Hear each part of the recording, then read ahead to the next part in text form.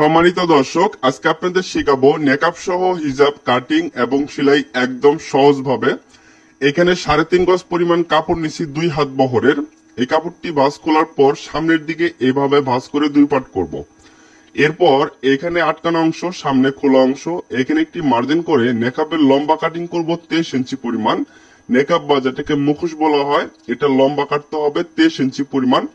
এই পাশে নিতে হবে 14 ইঞ্চি অথবা 13 ইঞ্চি পরিমাণ। এখানে 14 ইঞ্চি নিয়ে আমি একটা মার্জিন করে নিলাম। ঠিক এইভাবে সামনের এই কোণার থেকে গোল একটা শেপ দিতে হবে। এরপর সুন্দর করে এখানে গোল শেপ দিয়ে এই নেকাব বা মুখোশটি কাটিং করে নিতে হবে। এভাবে নেকাবটি কাটিং করার পর এরপর যে কাপড়টা থাকবে এই কাপড়টিকে এভাবে ভাঁজ করে 2 পার্ট করতে হবে। ঠিক এভাবে 2 পার্ট করার পর সমান করে নিতে হবে। তো এখানে দেখেন কাপড়টিকে আমরা এভাবে ভাঁজ করে 2 পার্ট করে নিছি। তো ঠিক এভাবে 2 পার্ট করবেন। এরপর দেখেন এই পাশে খোলা অংশ আর এই পাশে আছে আটকানো অংশ। আমরা যে 4 পার্টে ভাঁজ করব, এই আটকানো অংশের এই পাশ থেকে আমাদের 4 পার্ট করতে হবে। এভাবে টান দিয়ে নিয়ে এই আটকানো অংশের কাপড়টাকে ঠিক এভাবে যদি আমরা ভাঁজ করে দিতে পারি তাহলে হিজাব কাটিং একদম সহজ হবে এবং সঠিক হবে।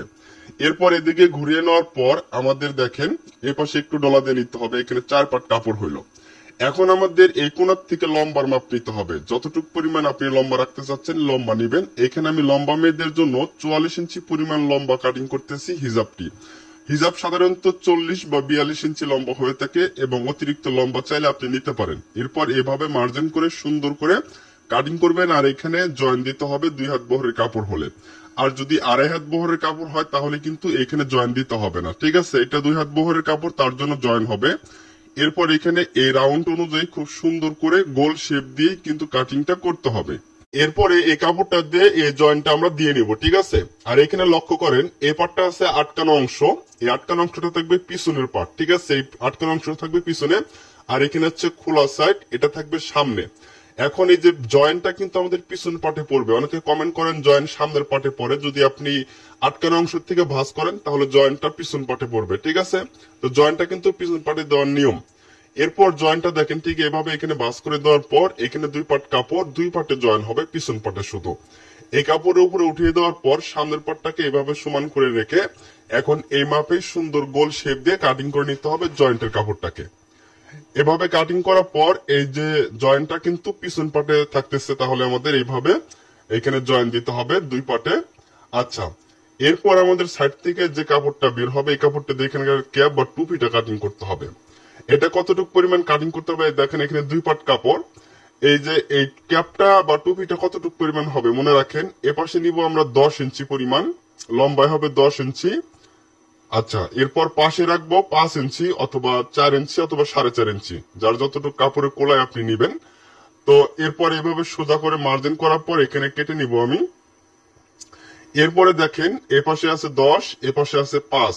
ঠিক আছে, এরপর এভাবে ডাবল ভাঁজ করার পর এখন এই যে সামনের দিকে গোল শেপ দিতে হবে। ঠিক এইভাবে দেখেন আমি যেভাবে গোল করে নিলাম ঠিক এইভাবে ক্যাপটা বা টুপিটাকে শেপ দিয়ে নিবেন গোল করে, তাহলে ভালো হবে। লম্বায় 10 ইঞ্চি, পাশে 5 ইঞ্চি। ঠিক আছে, আচ্ছা, এরপর আমাদের এটা কিভাবে সেলাই করতে হবে সেটাও দেখাবো একদম সহজ ভাবে। তো প্রথমে আমরা দেখেন পিছন পাটের যে ঘেরের জয়েন্ট, সেই জয়েন্টটা করে নিচ্ছি। কাপড়টি সোজা পাশে রাখবো আর ঘেরের কাপড়টাকে উল্টা পাশে রেখে ঠিক এভাবে বসিয়ে আমরা নিচের এই জয়েন্টটা দিব। যদি 2.5 হাত বহরের কাপড় নিয়ে থাকেন তাহলে এই জয়েন্টটা দেওয়ার কোনো প্রয়োজন হবে না। 2.5 হাত বহরের কাপড় বহর বেশি হওয়ার কারণে জয়েন্ট দিতে হয় না। 2 হাত বহরের বহর কম, এ কারণে জয়েন্টটা দিতে হয় এই জয়েন্টটা। এভাবে জয়েন করার পর খুব সুন্দর করে ডলা দিয়ে নেবেন এবং ছোট বড় হলে কেটে নিতে হবে আবারও সুন্দর করে। তো জয়েন্টটা আমি ডলা দিয়ে সমান করে নিচ্ছি এখানে। এরপরে আমাদের ক্যাপ বা যেটা টুপি, এই টুপি সেট করতে হবে। ঠিক এরকম থাকবে। এই যে টুপিটা আমরা কিভাবে সেলাই করি, টুপির এখানে আমি পাইপিং করবো। এই জন্য দেখেন এই কালো বর্ডার দিয়ে দিব আমরা। ঠিক সোজা পাশের উপরে এই পাইপিনের কাপড়টাকে বসিয়ে একটা সেলাই দিলাম।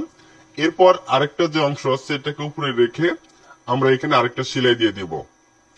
তাহলে এই ক্যাপের সামনের দিকে চিকন পাইপিং থাকবে। আপনারা বিভিন্ন কালার দিয়ে পাইপিং করতে পারেন। এরকম চিকন দেখেন একটা বর্ডার দেখা যাচ্ছে। এরপর এখানে একটা সেলাই হবে এবং এই চতুর্পাশে একটা সেলাই হবে। তাহলে আমরা এই ক্যাপটা সহজে লাগিয়ে নিতে পারবো যদি এভাবে সেলাই করি। আচ্ছা, এইভাবে সেলাই করার পর আমাদের এই ক্যাপটাকে ভাঁজ করতে হবে। ভাঁজ করার পর ঠিক মাঝখানে একটা চিহ্ন করতে হবে ক্যাপটি সেট করার জন্য। এখানে চিহ্ন করলাম আর এখানে চিহ্ন। এখানে চক দিয়ে আমি মার্জিন করে আপনাদের দেখিয়ে দিচ্ছি ঠিক এখানে। আর এই যে এইখানে ক্যাপটা সেট করবো ঠিক মাঝখানে। সোজা পাশের উপরে ক্যাপটাকে বসিয়ে ঠিক এইভাবে মাঝখান থেকে সেলাই ধরতে হবে। মাঝখান থেকে সেলাই ধরে পায়ের একদম কাজ দিয়ে এই ক্যাপটাকে সুন্দর করে বসিয়ে একটা সেলাই শীষে বাড়তে হবে। এভাবে এই পর্যন্ত সেলাই দেওয়ার পর আবার এই মাঝখান থেকে এদিকে ঘুরিয়ে নিয়ে এই পাশের ক্যাপের মাথা পর্যন্ত জয়েন করতে হবে। তো দেখেন একদম সহজ, আপনারা একটু চেষ্টা করলেই পারবেন। তবে এই ক্যাপটা জয়েন করতে একটু সমস্যা ফেস করতে হয়, যেহেতু একটা সোজা পাশ আর একটা হচ্ছে বাঁকা পাশ, দুইটা এক জায়গায় জয়েন করতে একটু কষ্ট হয়। তো চেষ্টা করলে পারবেন। সেলাই শেষে অবশ্যই বারটিক দিবেন। আচ্ছা, বারটিক দেওয়ার পর ঠিক এরকম হবে। এখানে কিন্তু চাপ সেলাই দিতে হবে। তো চাপ সেলাই কিন্তু এখনই দেওয়া যাবে না, রাবার লাগানোর পর চাপ সেলাই দিব। এখন এখান থেকে মুখের মাপটা কতটুকু রাখবো, এখান থেকে 11 ইঞ্চি পরিমাণ রাখবেন। 11 ইঞ্চির কম হলে কিন্তু হবে না, বেশি হলে সমস্যা নাই। তবে 11 ইঞ্চি রেখে এখানে একটা বারটেক হবে। এখন একদম নিচ পর্যন্ত সেলাই যাবে। এই অংশটা কিন্তু হিজাবের সামনে থাকে, এই জয়েন্টটা হিজাবের সামনে থাকবে, ঠিক আছে। এখানে একটা বারটেক। আচ্ছা, এরপর সমান করে নিতে হবে।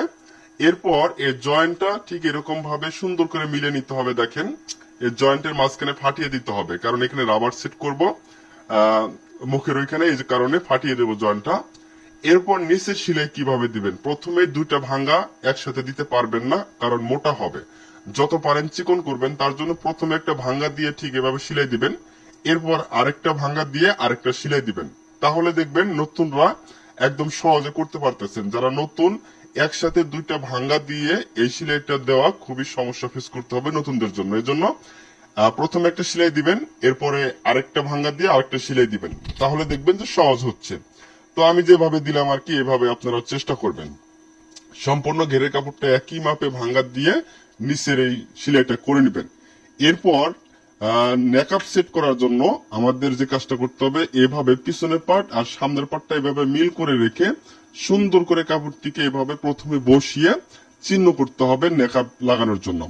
এবং সামনের যে নেকআপটা, এটা কিন্তু আপনার রাবার লাগানোর পর নেকআপটি সেট করতে হবে। এ কারণেই কিন্তু প্রথমে এভাবে একটু কোনা করে এভাবে 7 ইঞ্চি বা 6 ইঞ্চি পরিমাণ চিহ্ন করে নিতে হবে এই পাশে, আবার এই পাশেও সুন্দর করে বসিয়ে। রাবার লাগানোর পর কিন্তু এভাবে চিহ্ন করা যায় না, এ কারণে আগেই রাবার লাগানোর আগেই এই চিহ্নটা করে নিতে হবে ঠিক এভাবে। এভাবে চিহ্ন করার পর এখন আমরা নেকআপ তৈরি করব। তো নেকআপ তৈরি করার আগে নেকআপের যে ফিতা, সেই ফিতাটা আমরা তৈরি করে নিচ্ছি। দুই পাশে মুড়িয়ে মাঝখানে আরেকটি ভাঁজ দিয়ে এভাবে ফিতা দুটা তৈরি করতে হবে। এই ফিতাটা থাকবে নেকআপটা যে আমরা বান দিব মুখের সাথে, এই কারণে এরকম দুটা ফিতা তৈরি করবেন। আর এটা হচ্ছে নেকআপ। এই নেকআপের এটা হচ্ছে সামনের দিক, এখানে একটা ভাঙ্গা দিব, প্রয়োজনে আপনারা একটা সেলাই দিয়ে নিতে পারেন। দেওয়ার পরে 1 ইঞ্চি চওড়া করে আরেকটা ভাঙ্গা দিয়ে এখানে সেলাই দিব। এরপরে এখানের মাথায় মাথায় আরেকটা করে সেলাই দিব, তাহলে দেখতে সুন্দর হবে। আচ্ছা, এরপরে নেকআপের যে ফিতাটা সেট করতে হবে, মাঝখান থেকে ধরে 9 ইঞ্চি, এই যে দাগ করলাম মাঝখানে, এই দাগ থেকে এই পাশে 4.5 ইঞ্চি, এ পাশে 4.5 ইঞ্চি, মোট থাকবে মাঝখানে 9 ইঞ্চি ফাঁকা রেখে দুই সাইডে দুইটা ফিতা হবে। ফিতাটাকে এভাবে সোজা পাশে বসিয়ে সুন্দর করে বারটেক দিয়ে এখানে লাগিয়ে নিতে হবে দুইটা ফিতাই। ফিতা লাগানোর পর দেখেন ঠিক এরকম হবে, এই যে এরকম মাঝখানে 9 ইঞ্চি ফাঁকা রেখে দুই পাশে দুইটা ফিতা লাগাইছি 9 ইঞ্চি ফাঁকা রেখে। এখন আমাদের এই নেকআপের চতুর্পাশে চাইলে চিকন সেলাই দিতে পারেন অথবা পাইপিং করতে পারেন। তো আমি পাইপিং করব। প্রথমেই কাপড়টিকে, পাইপিংয়ের কাপড়টাকে 2 ভাঁজ করে সোজা পাশ থেকে ধরে খুব সুন্দর করে একটা করে আগে সেলাই বসিয়ে দিব। যেভাবে কামিজের পাইপিং করা হয় বা গলার পাইপিং করা হয়, ঠিক সেভাবেই পাইপিং করতে হবে। আর পাইপিং কাপড়টা কিন্তু আড়াআড়ি ভাবে কাটতে হবে, অর্থাৎ বাঁকা করে কাটতে হবে। এরপর চিকন করে এখানে পাইপিং তৈরি করে চতুর্থ সাইড আমরা সেলাই করে নিব। আপনারা যদি পাইপিং করতে না চান, তাহলে এমনি সাধারণত চিকন করে দুইটা করে সেলাই দিয়ে নিবেন, তাহলে হয়ে যাবে। আর যারা একটু পাইপিং বা কুচি বসাইতে চান, আপনারা চাইলে চতুর্থ সাইডে চিকন করে কুচিও দিতে পারেন। তো আপনারা যে যেরকম পছন্দ সেইভাবে আপনারা তৈরি করবেন, সমস্যা নেই।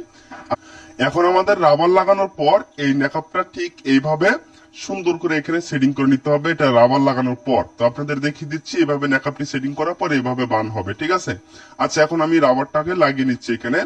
এখানে 4 ইঞ্চি অথবা 4.5 ইঞ্চি 2 টুকরা রাবার নেবেন, 2 পাশে লাগিয়ে নিতে হবে। ঠিক এখানে এই রাবার দিলে এখানে আর সেফটি পিন দিয়ে আটকে নিতে হবে না, রাবারের সাহায্যেই কিন্তু সুন্দর গলার বা মুখের সাথে ফিটিং হয়ে থাকবে।